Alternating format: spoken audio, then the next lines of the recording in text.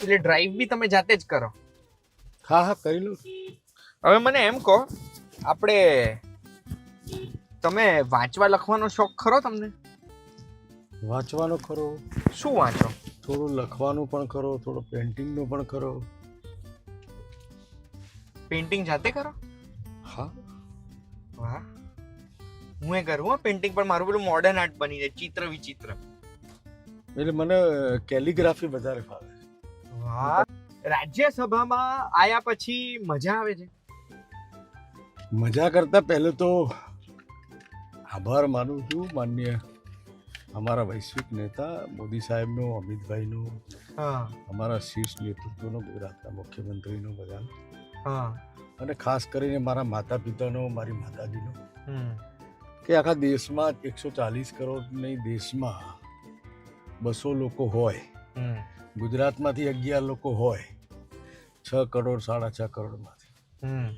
અને એમાં આપણે હોઈએ, આખો ઇતિહાસ થઈ ગયો. પણ મહેનત બી એવી કરી જશે ને તમે? મહેનત બધા લોકો કરતા હોય છે. ભારતીય જનતા પાર્ટીનો કાર્યકર્તા પોતપોતાને મળેલી જવાબદારીમાં મહેનત કરતો જ હોય છે. હા તક મને જે મારા ઈશ્વરે આપી, નેતાઓએ આપી, હા એ ખૂબ મોટી.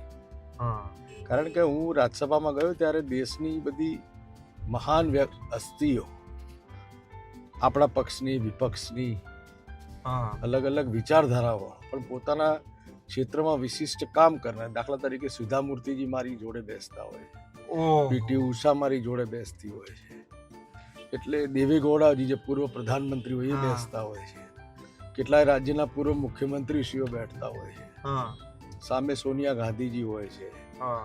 ખડગેજી હોય છે. પહેલી વાર કેવું ફીલ થયું હતું આ બધાની વચ્ચે આમ જઈને? એટલે અનબિલીવેબલ પલ હતી મારા માટે. પહેલી વાર જ્યારે હું રાજ્યસભાની ગૃહની અંદર ગયો હા ત્યારે મારા માટે અનબિલીવેબલ કે આવું કેવી રીતે થયું એમ. અને હું મારા માતા પિતાનો અને મારા પાર્ટીના સૌ આગેવાનોનો હૃદયથી એ દિવસે આભાર માન્યો. નહીં, ઈશ્વરે આપણને જે જન્મ આપ્યો હા અને આપણે જે મહેનત કરી હા એ સાર્થક થઈ ગઈ. હા. એટલે પહેલી વાર મારી જોડે તો આવું થઈ રહ્યું છે કે જેમના બેનર સાથે આપણે, જેમનું બેનર દેખાય છે એમની જોડે બેઠા છે, એ જ મને નાસ્તો કરવા લઈ ગયા. આપણે ક્યાં જવાના નાસ્તો કરવા? એક હું વર્ષોથી, લગભગ જુઓ ને 86-87 સાલથી હા જ્યાં હંમેશા નાસ્તો કરું છું, હા તે ગોપાલ ભજીયા કરીને સારી નાસ્તાની દુકાન છે, નાની છે હા પણ એની ક્વોલિટી ખૂબ સારી હોય, હા. ત્યાં જઉં છું. હવે ઓછું છે પણ હવે જઉં છું. ના ના, નાસ્તો તો યાર આપણે ગુજરાતીઓ જે આપણે આ ખાધા ખાણીપીણી વગર તો કેમનું ચાલે? મગજ જ નહીં ચાલતું મારતું આવો નાસ્તો ના કરું ને તો. મેં જેટલું રિસર્ચ કર્યું છે, હું ખોટો બી હોઈ શકું, મને કરેક્ટ કરજો, તમારી અટેન્ડન્સ રાજ્યસભામાં 100%ની છે? 100%. સ્કૂલ કોલેજમાં 100% અટેન્ડન્સ વાળા હતા? સ્કૂલમાં હતી, કોલેજમાં માપની હતી. હા. તો આ 100%નું કારણ શું? કેમ 100%? 100% કારણ એટલે મારે જાણવું છે હા દેશ કેવી રીતે ચાલે છે, દેશના નેતૃત્વ કેવી રીતે કામ કરે છે, હા રાજ્યસભામાં, લોકસભામાં કેવી રીતે કામગીરી થાય છે, દેશના કાયદાઓ, દેશની સમસ્યાઓનો ઉકેલ, એના માટે રાજ્યમાંથી આવનારી સમસ્યાઓ, આંતરરાષ્ટ્રીય સમસ્યાઓ, બધી જ સમસ્યાઓ ત્યાં આવતી, એનો ઉકેલ કેવી રીતે થાય, એની ચર્ચા થાય, હા વાદ વિવાદ થાય, હા. આરોપ પ્રત્યારોપ થાય, અને હા. એમાંથી નિષ્કર્ષના નીકળે, સમુદ્ર મંથનના અંતે શું નીકળે, તો એમાં બધું ચર્ચા વિચારણાના આધારે યોગ્ય ઉકેલ નીકળે અને યોગ્ય કાયદા બને.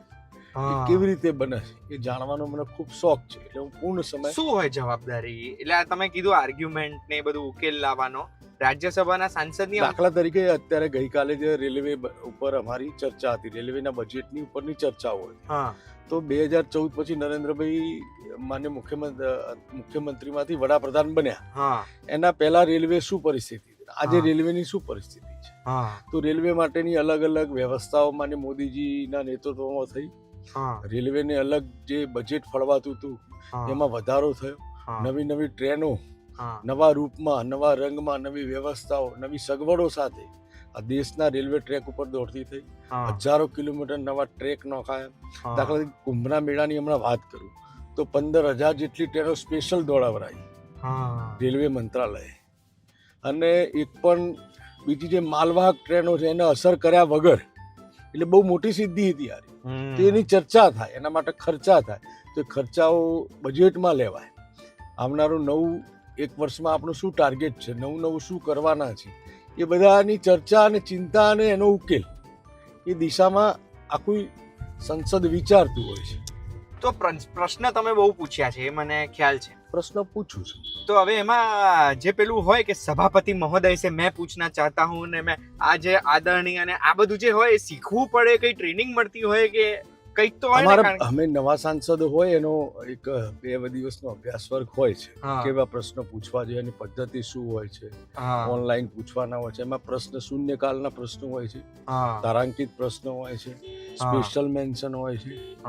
આવા અલગ અલગ પ્રકારની કેટેગરી. જો કોઈ તત્કાલ પ્રશ્ન હોય, કોઈ 0 વર્ષમાં તમે ઉઠાવી શકો, તો 11 વાગ્યાથી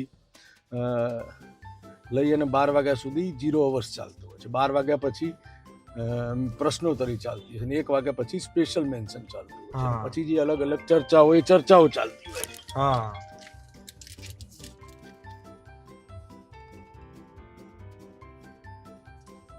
વચ્ચે એવું બનશે આપણે ચાલુ ઇન્ટરવ્યુમાં કે અમિતભાઈનો ફોન આવ્યો હોય કે પાટીલ સાહેબનો કે જેપી સાહેબનો? ના આવે તો હું ઉપાડ લઉં? ઉપાડવું જ પડે. એની હું ઉપાડું. હા, તમે ઉપાડી શકો. મોદીજીને પહેલી વાર તમે ક્યારે મળ્યા હતા? હું 1995 માં. એટલે લગભગ તમારી કાર્યકર બન્યાના 3 વર્ષમાં. અમારા તાલુકા પંચાયતની ચૂંટણી આવી હતી ત્યારે મળે, ત્યારે પક્ષના મહામંત્રી શ્રી હતા. ત્યારે હતું કે આવા નેતા બનશે? મોદી સાહેબ સંગઠનમાં માહિર હતા. 1987 જ્યારે અમે એમને અમદાવાદ મ્યુનિસિપલ કોર્પોરેશનની સાહેબને જવાબદારી આપી 87માં, ત્યારે કોંગ્રેસનો સૂરજ મધ્યાહને હતો. મોદી સાહેબના નેતૃત્વમાં પ્રથમવાર અમદાવાદમાં સામાન્ય લોકોને ચૂંટણી લડાઈ અને અમદાવાદ કોર્પોરેશનમાં જયેન્દ્ર પંડિતજીને મેયર બનાવેલા સાહેબે. મજામાં?